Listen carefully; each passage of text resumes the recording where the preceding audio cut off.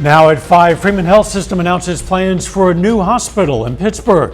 Plus, Suburban County, Kansas organization hands out nearly $50,000 in grants to local entrepreneurs. And the stage is ready to go for the first Republican presidential primary debate. I'm Skylar Henry at the White House as candidates prep and former President Trump's alternative plan. The 4 states' most watched news starts now. A new hospital's in the works for Pittsburgh. This is KOAM News at 5. I'm Dow Quick. Freeman Health System today announced plans to build a 50-bed hospital in Pittsburgh. Freeman is looking to improve rural health care accessibility and add more than 500 new jobs. The $168 million project's location and timeline are in development. The new hospital would greatly help Paul Roberts, who drives his wife from Fort Scott to Joplin for chemo treatment. Saving 30 minutes of driving would make a difference. You know, an excellent opportunity for Southeast Kansas, rural America, that Freeman, steps in and fills a void. Fort Scott is basically rural where our hospital shut down. It's doubly important to make sure that more rural communities have the health care that they need. There are hospitals that are closing, and we know that when a hospital closes, it has very detrimental impact on the residents of that area.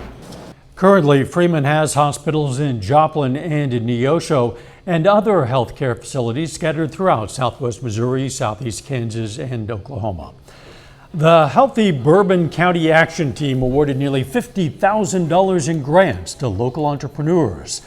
The team gave $7,000 to 2 restaurants and handed out grants to 7 women-owned, minority-owned, or low-income startup businesses worth $5,000 each. Officials say those businesses worked with the teams to develop plans to grow their businesses. We encourage that they support these businesses. They are startups, so we hope that they go into their businesses and they purchase their items and learn more about these startup businesses.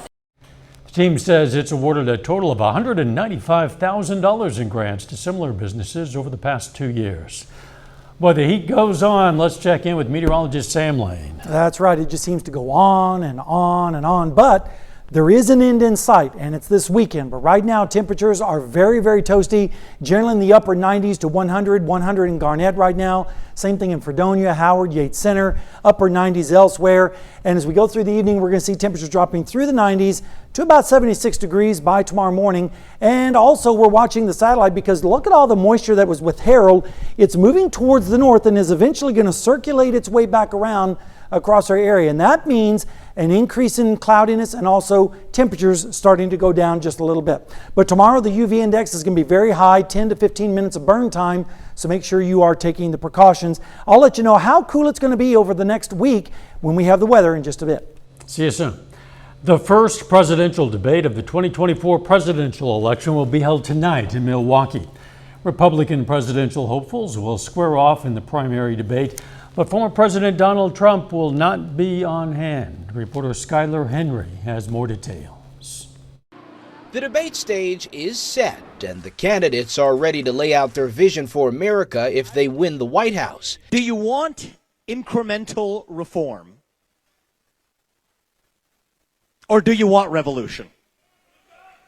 I stand with you on the side of revolution. 8 candidates are scheduled to debate tonight, but not all of them may make it. North Dakota Governor Doug Burgum ended up in the emergency room with a basketball injury and will do what he can to make the debate, but it's not guaranteed. Former President Donald Trump is guaranteed to skip the debate. The frontrunner says he taped an interview with Tucker Carlson, which will be released just as the debate begins, and he's promising fireworks. Republican voters tell CBS News, according to the latest poll, that they want to hear the candidates on the stage tonight talk about the issues, not just take shots at the frontrunner. Because that's more of a distraction than anything else. I want them to address the problems that our country has. Not to be outdone, the Biden campaign held a news conference in Milwaukee this afternoon, saying the candidates in town are not that distinguishable from former President Trump. We're anticipating a debate tonight where candidates are leapfrogging each other to the most extreme fringes. of ultra-MAGAism. The Biden campaign also put up billboards around Milwaukee with the Dark Brandon internet meme, slanting Republican positions. Skyler Henry, CBS News, the White House. President Biden, vacationing in Lake Tahoe, California, says he plans to watch as much of the Republican debate as he can. Rudy Giuliani surrendered today in Fulton County, Georgia, on charges alleging he and others attempted to thwart the 2020 election results. He's one of 19 people charged with participating in a criminal enterprise aimed at reversing former President Donald Trump's 2020 electoral loss in Georgia. The former president, who has repeatedly denied all charges, says he will surrender tomorrow. Still ahead, it's not just about the money. Scams lead to financial losses, but there is also an emotional toll. I'm Christine Lazar with the results of a new survey that shows a growing number of scam victims are experiencing thoughts of suicide. And next in Health Watch, what a new study shows about who is developing long COVID symptoms. Topping today's Health Watch, President Biden today announced a new advanced research project in the fight against cancer. It's part of his Cancer Moonshot initiative, which has a goal of cutting cancer deaths in half by 2047. In a statement, the president said the new project will use mRNA technology to, quote, train our own immune systems to fight cancer, autoimmune disorders, and infectious diseases most effectively. New research suggests that millions of people might have long COVID even if they didn't test positive for COVID-19. Christian Benavides explains. Finding a COVID-19 test was a challenge in the early days of the pandemic. Now, new research suggests in the first year, nearly 10 million Americans had developed long COVID without an official COVID-19 diagnosis, whether because of limited access to tests or they were testing negative by the time they got their swab. Patients who are in this predicament should feel vindicated by the results of our study. Dr. Igor Koralnik is the co-director of the Northwestern Medicine Comprehensive COVID-19 Center. He also oversees the Neuro COVID-19 Clinic. His team led the study, which looked at 29 long haulers from June 2020 to April 2022 with a negative COVID-19 test. They found 41% had been exposed to the coronavirus, and the patients had similar signs and symptoms, quality of life issues, and cognitive test results as long haulers who had tested positive for COVID. They have been rejected in many instances by the medical establishment, which really add insults to injury since they still suffer from the same long haul symptoms. Common long COVID symptoms include fatigue, shortness of breath, and brain fog.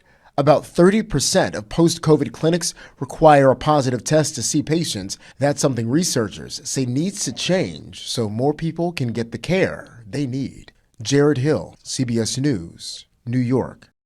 Nearly all of the patients in that study were women, and the average age of the patients was 43 years old. Children's mental health and well-being have gradually worsened over the past 6 years, but appears to have been exacerbated by the pandemic. Researchers measured well-being by looking at, among other things, happiness, cognitive engagement, and emotional regulation. The study found reduced physical activity and increased social media use worsened the well-being of children. And that is a look at today's health news. A little bit later, our Pet Vet on Call. Hi, I'm Dr. Eva Dudek from Parsons Pet Hospital. Coming up, we're going to talk a little bit about pet abuse. And we're going to talk about this abusive heat out there and when it's going to end. We'll have the details when we come back.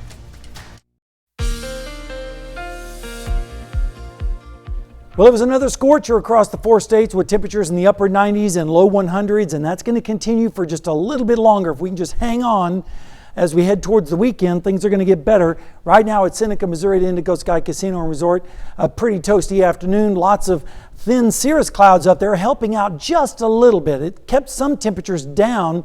In fact, in Joplin, we only made it up to 97 today so far. 80 was the low, so it could have been much worse. The record's 102 and 53 back in 2009. And of course, now we're back up over 9 inches behind on rainfall. Excessive heat warning still in effect for our entire area. Most of the area is going to be in effect until 10 o'clock on Friday evening, But later on this evening at 8 p.m., it's going to expire for Northeast Oklahoma and Northwest Arkansas. But don't worry, it'll be back tomorrow. Temperatures right now are generally in the upper 90s and low 100s. 100 in Yates Center, same thing in Neodesha, 95 in Grove, 95 also for our friends in Miami.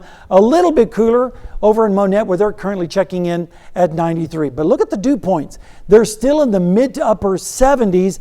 A 180-degree reading down at Veneta, which makes it oppressive down there. In fact, on the dew point tracker, it's basically soupy and above. I don't know how much worse it can get. And then as we look at the feels like, this is what factored in with the dew point. This is what it feels like. 114 in Grove, 113 in Veneta. Just absolutely horrific out there. And then tomorrow, more of the same. Temperatures feeling like 110, 115 plus in Oklahoma, low 100s elsewhere. And then as we go into Friday, a little bit better, still low 100s, but still over 110 down in Northeast Oklahoma. But as we go into Saturday, look at the changes. We're going to see low 100s for most of the area, maybe 111 in Nowata, but most areas in the 90s as far as what it's going to feel like. All right, rainfall chances are going to be pretty much low for the next 36 hours. Ridge of high pressure still stuck over us, but notice it's starting to retreat back to the west, and then here comes the remnants of Harold up and around the top edge of it, and as it comes in over the weekend, that's when the rain chances increase, as well as some cooler weather as we have a northwesterly flow aloft, bringing in some drier and cooler conditions, and that's going to be very welcome, as we're going to see temperatures tonight in the mid-70s, and then tomorrow part of cloudy skies with highs again right around 100 degrees, maybe an isolated storm or two, but very few and far between. Then as we go into Friday morning, lows once again in the mid to upper 70s, and then in the afternoon, another day of 100 plus or near that across the area. And then on Saturday morning, maybe a few showers starting to develop here and there with temperatures in the mid-70s. And over the next 7 days, here's the forecast. I think you're going to like it. Temperature of only 88 on Sunday and then 86 on Monday and cooler still for Tuesday. But look at the low on Wednesday morning, 60 degrees. Are you kidding me? And then as we head into the rest of the week, temperatures near normal. So, hey, I've got some good news. Yeah, it'll be chilly actually. I know. Of 60 Grab the degrees blanket. overnight. Wow. Thanks, Sam. Coming up, what the latest jobs report shows about the state of the labor market. Topping today's Consumer Watch, the U.S. labor market is still hot despite a downward revision over the past year ending in March. The Bureau of Labor Statistics released new federal data today from its annual benchmark review of payroll data. It showed U.S. job growth was weaker than previously projected estimates by about 306,000 jobs, but that amounted to about 25,000 fewer net jobs added per month, which is only a 0.2% adjustment. The federal government is doling out millions of dollars to tackle near collisions at American airports. 8 airports will receive $121 million to pay for construction projects. This is on top of the $100 million that was granted to dozens of other airports 3 months ago. An FAA official says sometimes the best way to address safety risks is reconfiguring existing airfields. The Federal Trade Commission says Americans lost nearly $9 billion to scams last year. A new report shows how these crimes not only have a major financial impact, but also an emotional one. Reporter Christine Lazar has more. Millions of people look for love on dating sites, including this woman who asked us not to reveal her identity for privacy reasons. How did he woo you? Just trying to get to know me. The successful businesswoman made a connection with a man from another state who claimed to be an investor with a master's in finance. The two only spoke online, but within weeks referred to one another as husband and wife. We want to buy a house there. We want to get married here. He also offered to help her invest money on what she thought were legitimate financial sites. After she saw her returns double, she invested more. But those sites turned out to be fake, and her would-be suitor, a scam artist. I know you're emotional. Can you describe how you feel? Stupid. Identity crime victimization has much bigger impacts than just how much money did you lose. Eva Velasquez is the president of the Identity Theft Resource Center, and in a new survey found these scams can have a major emotional impact, with 16% of victims reporting thoughts of suicide, double the number from just 2 years earlier. It's things like feeling vulnerable, feeling ashamed or embarrassed, angry. And Velasquez says a rise in sophisticated scams preying on people's emotions are taking victims for a lot of money. People who are losing over $10,000, sometimes over $100,000. I lost it all. For the businesswoman we spoke with, the loss was $2.3 million. And where is that money now? Gone. Experts say many scam victims blame themselves when they should be blaming the criminal. Christine Lazar, CBS News, Los Angeles. About 1/3 of the crime victims in that survey reported seeking out emotional support.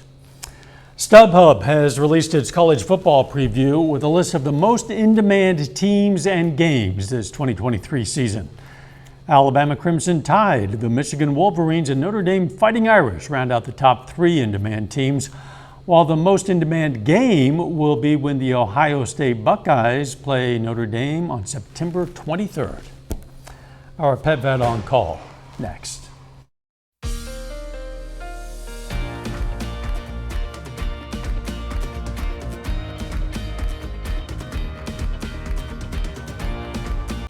Up next on the CBS Evening News, an unprecedented drought impacting Panama, normally one of the wettest countries in the world.